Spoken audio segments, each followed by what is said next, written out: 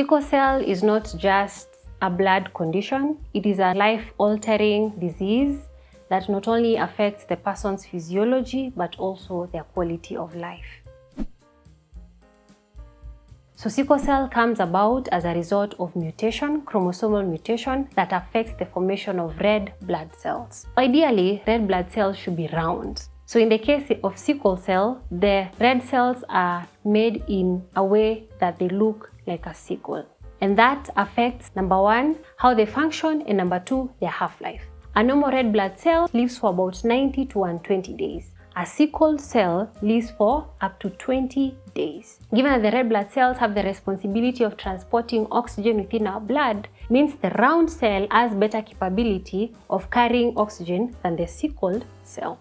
Now, given that these red cells are sickled, they clamp up together and they end up blocking blood vessels. As a result, we get crises, often pain crises.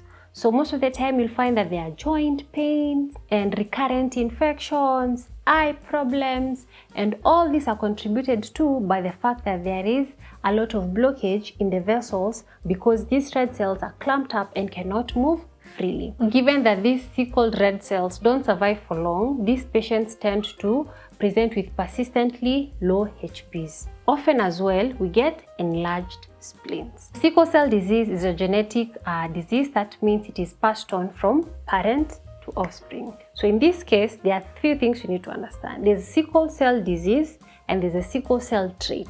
Sickle cell disease means the person presents with symptoms of sickle cell.